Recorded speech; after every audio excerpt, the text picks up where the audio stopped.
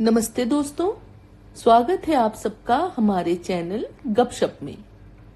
कहानी सुनो मुहावरा बूझो की श्रृंखला में पेश है आज की कहानी सुई धागा।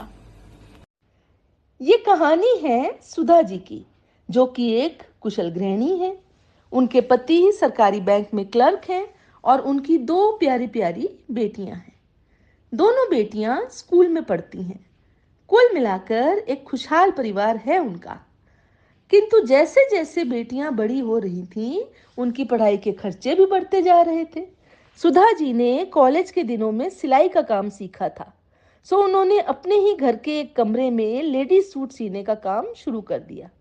इससे उन्हें थोड़ी बहुत आमदनी होने लगी। कुछ दिनों में उनकी बेटियों के स्कूल में एनुअल फंक्शन था, जिसके लिए दोनों बेटियां नई फ्रॉक की फरमाइश कर रही थीं। दो फ्रॉक एक साथ खरीदने में तो उनका पूरे महीने का बजट गड़बड़ा जाता। बहुत सोच विचार करने के बाद उन्होंने अपने द्वारा सिले गए सूट्स की कतरनें निकाली और उन्हीं से रंग संयोजन करके और सुंदर पैचवर्क से सजाकर दोनों के लिए फ्रॉक्स बना डाली। जब उनकी बेटियां उन फ्रॉक्स को पहनकर स्कूल गईं, तो सबकी नजरें उनकी खूबसूरत फ्रॉक्स पर ठहर गईं। अलग अलग रंगों के संयोजन से बनी उनकी फ्रॉक्स सभी लड़कियों की फ्रॉक से अलग और खूबसूरत नजर आ रही थी।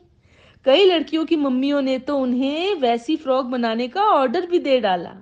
बस फिर क्या था, सुधा जी को तो अपनी आमदनी बढ़ाने का एक खूबसूरत जरिया मिल गया।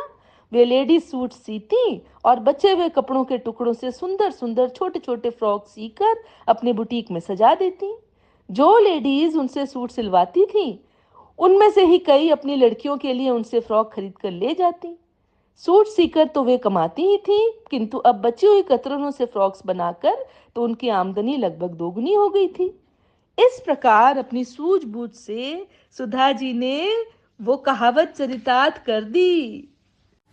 तो बूझिए आज के मुहावरे को और कमेंट करके हमें बताइए कि ये कहानी किस मुहावरे पर आधारित है। और अब विदा लेने से पहले मैं आपको बताना चाहूंगी कि हमारी पिछली कहानी उलझने का मुहावरा है कंगाली में आटा गीला। तो मैं आपसे फिर मिलूंगी एक नई कहानी के साथ। तब तक के लिए विदा।